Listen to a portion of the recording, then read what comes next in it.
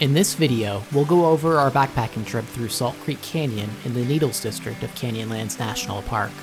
The area has reliable water sources, archaeological ruins, history, arches, solitude, and more.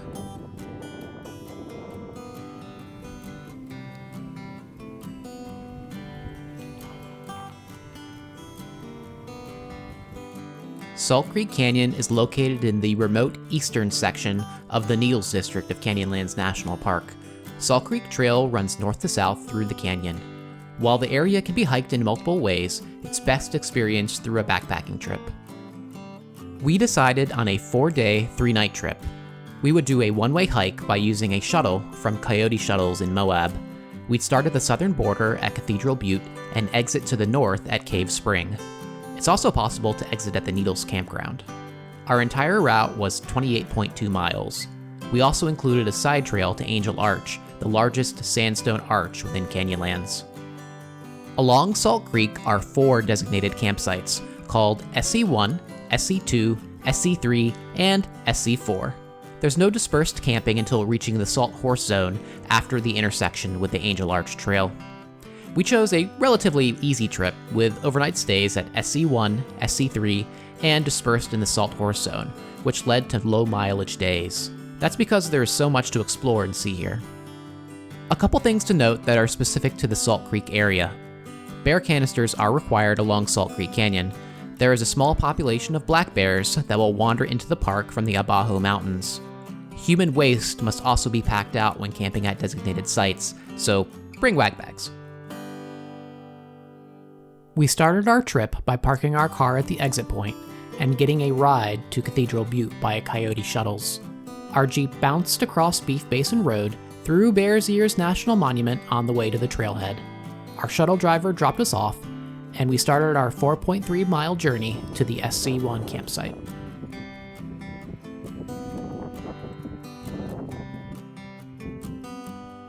The trail descended steeply into the canyon, eventually flattening into an area surrounded by sagebrush, tamarisk, rabbit brush, reeds, and other brush and grass. Some areas can be difficult to follow, but there are occasional pink ribbons tied to reeds, and there's a helpful map at the trailhead.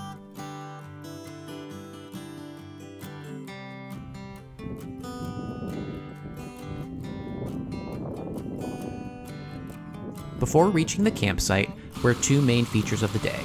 First, Kirk Spring, a reliable water source. Second, the nearby Kirk Cabin.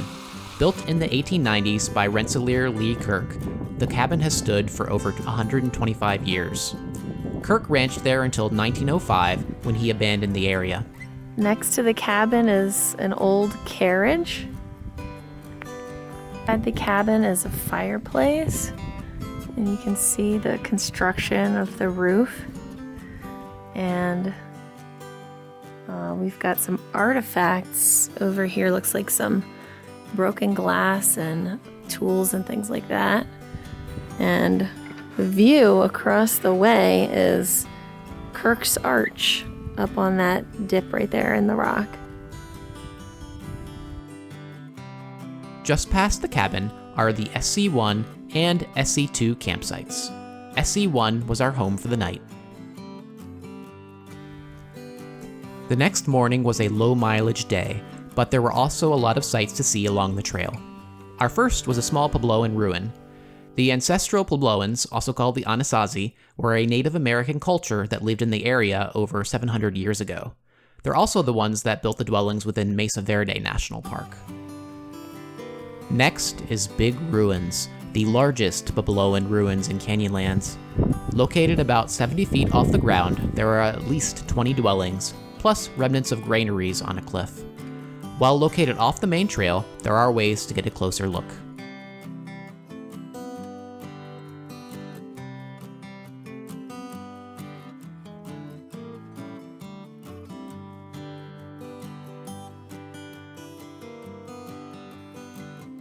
Along with archaeological findings, there's also some interesting sandstone arches along the trail, like Wedding Ring Arch.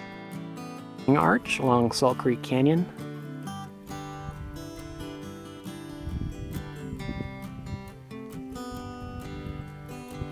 And that's Ring Arch. Eye Arch. Eye Arch. Out in the distance.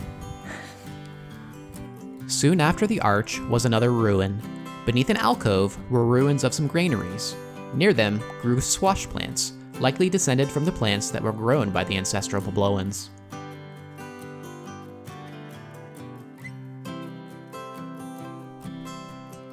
We really looked forward to seeing the All-American Man pictograph. All-American Man is aptly named, a 6-foot-tall rotund figure with a narrow head and strange antenna that is decked out in red, white, and blue.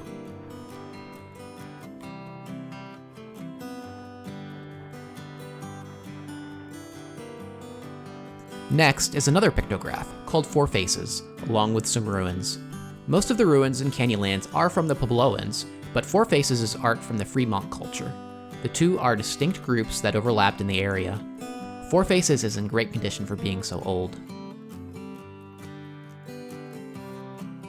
Near the pictograph is Four Faces Spring, another reliable water source. And just beyond it was SC3, where we camped for the night.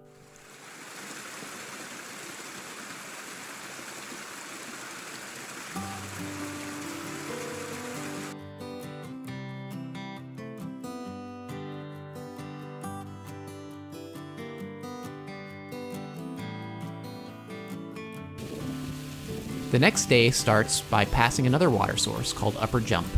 The creek bed drops about 25 feet, and the trail gets greener, wetter, and narrower.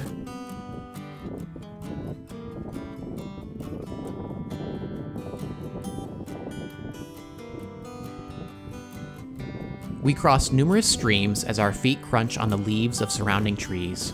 Eventually, the trail passes by SC4, the last designated campsite along Salt Creek.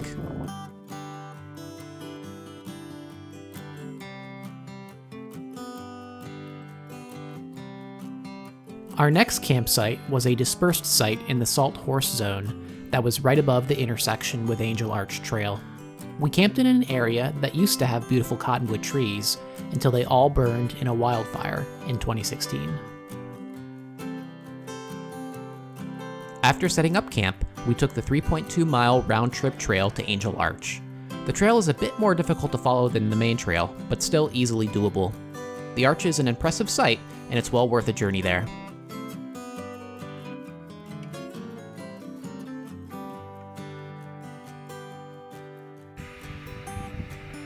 Here is Angel Arch in Canyonlands National Park.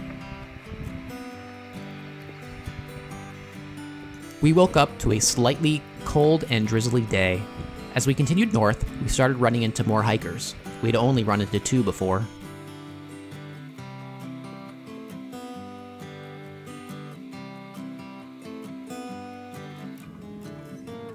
This is Peekaboo Arch in Canyonlands National Park. 6.5 miles from our last camp, we reached Peekaboo Arch. Along with the arch is also nearby pictographs by the Fremont people, and a designated campsite. Peekaboo Camp is also here.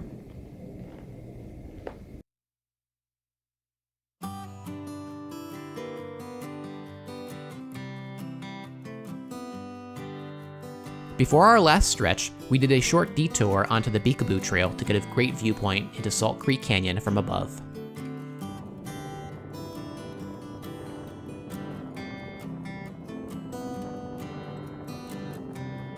We're overlooking Salt Creek Canyon, and we can see the La Salle Mountains in the distance, and that is where we just came from.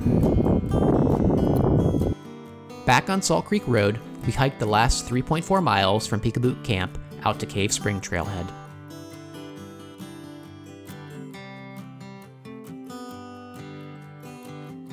This was one of the most unique backpacking trips that we had ever been on, and obviously enjoyed it a lot. There were plenty of other ruins, petroglyphs, and things to see that we didn't go over. It's a great place to explore and see what you can find yourself. If you visit, please treat the area with respect and follow Leave No Trace. Thanks for watching, and please like or subscribe.